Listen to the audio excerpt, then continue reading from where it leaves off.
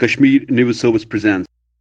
आज की प्रेस वार्ता में सभी पत्रकार बंधुओं का, प्रेस कर्मियों का मैं स्वागत करती हूँ, इस्तकबाल करती हूँ, अभिनंदन करती हूँ और दिल की गहराइयों से शुक्रिया अदा करना चाहती हूँ जम्मू कश्मीर प्रदेश कांग्रेस कमेटी के अध्यक्ष आदरणीय मीर साहब का, जम्मू कश्मीर की प्रभारी हमारी बड़ी बहन श्रीमती रजनी पाटिल जी का और जम्मू कश्मीर कांग्रेस के मुख्य प्रवक्ता रविंद्र शर्मा जी का कि आज एक बहुत ही महत्वपूर्ण मुद्दे पर, एक ऐसा मुद्दा जिसने इस देश की जनता के मुंह से निवाला छीनने का काम किया है, एक ऐसा मुद्दा जिसने जनता की पेट पर लात मारने का काम किया है। महंगाई के मुद्दे पर आज इस प्रेस वार्ता का आयोजन किया और सबसे ज़्यादा आभारी मैं आप सभी लोगों की हूँ कि आप लोग धैर्य से कांग्रेस पार्टी की बात सुनने के लिए यहाँ पर आए हैं। ये दाग दाग उजाला, ये शब गजीदा शहर, था इंतजार जिसका, ये वो शहर तुम्हें है। तो 2014 में बहुत सब्ज बाग दिखाए गए, बहुत बड़ी बड़ी बातें की गई थी, बहुत बड़े बड़े वादे किए गए।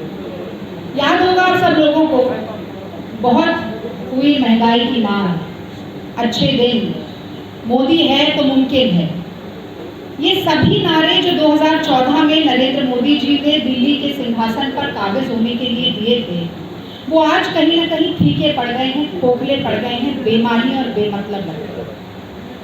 और यही कारण है कि महंगाई की बात तो हम सुन रहे हैं, बीच बीच में ऐसी खबरें आती रहती हैं। वो गाना भी आप लोगों ने अगर पीपली लाइव पिक्चर देखी हो तो उसमें एक गाना था कि सखी सैया तो खूब ही कमात है, महंगाई डायन खाए जाते।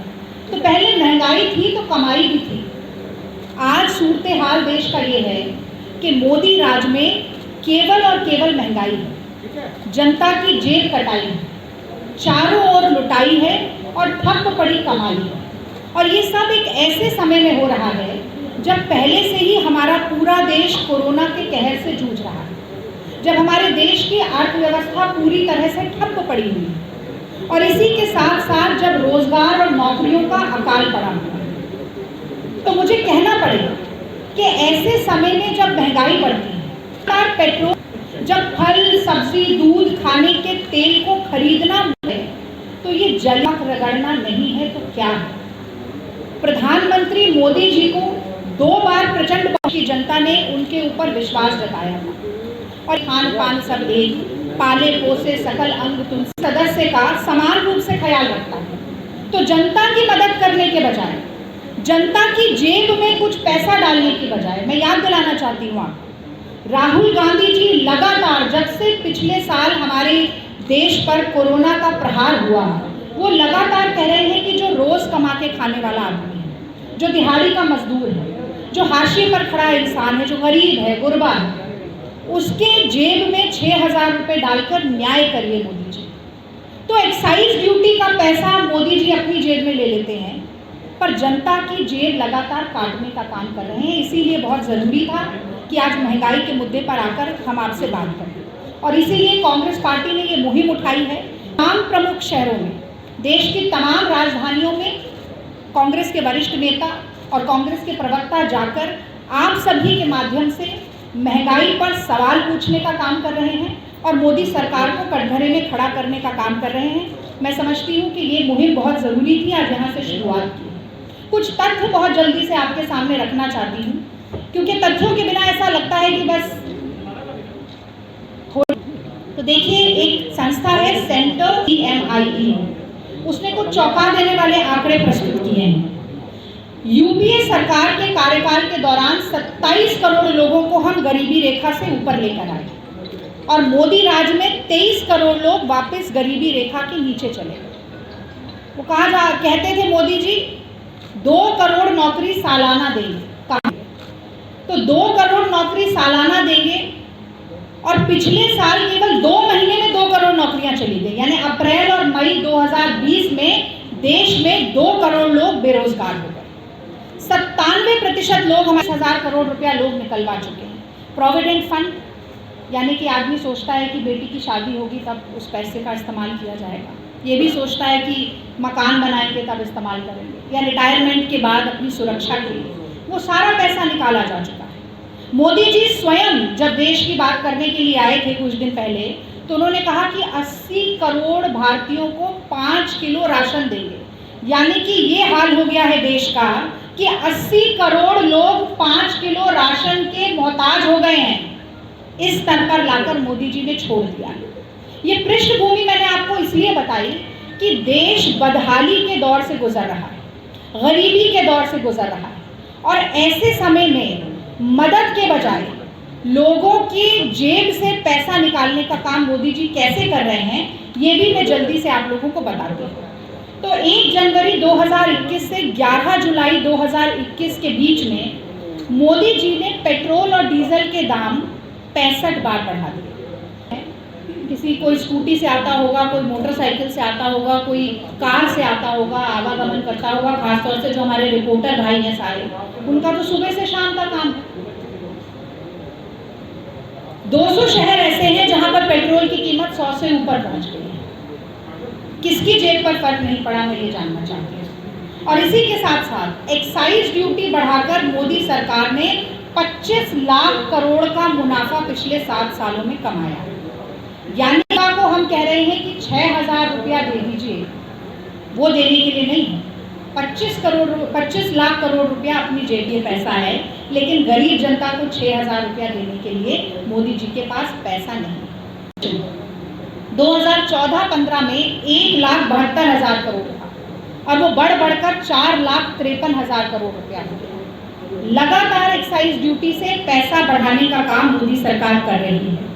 हमारे समय पर 57 रुपए का डीजल, 8 रुपए डॉलर, आज औसतन 45 से 50 USD पर बैरल का रेट चल रहा है, और हम 100 रुपया दे रहे हैं। यानी कि जब दुगना दाम था तब हम 71 रुपए दे रहे थे, अब आधा दाम हो गया है तब हम 100 रुपए दे रहे हैं। तो ये इस बीच की जो मुनाफाखोरी है, मैं समझती हूँ एक बहुत ही निर्दयी सरकार, एक बहुत ही निष्ठुर सरकार, और एक ऐसी सरकार जो अपने देश के लोगों के प्रति कोई संवेदना नहीं रखती है, वो ऐसे आपदा में अवसर खोजने का काम कर सकती है, और वो इस तरीके की मुनाफाखोरी का काम कर सकती है। 44 रुपए का था फुल क्रीम दूध, आज 57 रुपए का हो गया।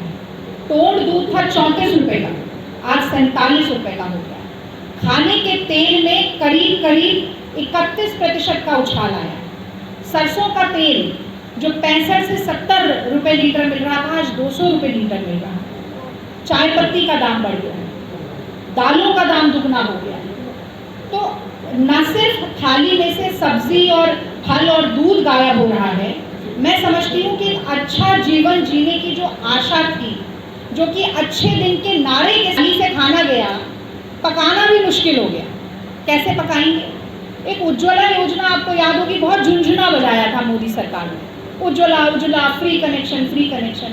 एक ये बड़े मियाँ हैं जो फ्री करते हैं, और एक वो छोटे मियाँ भी हैं, आप जान रहे होंगे दिल्ली वाले, मुफ्त कुछ।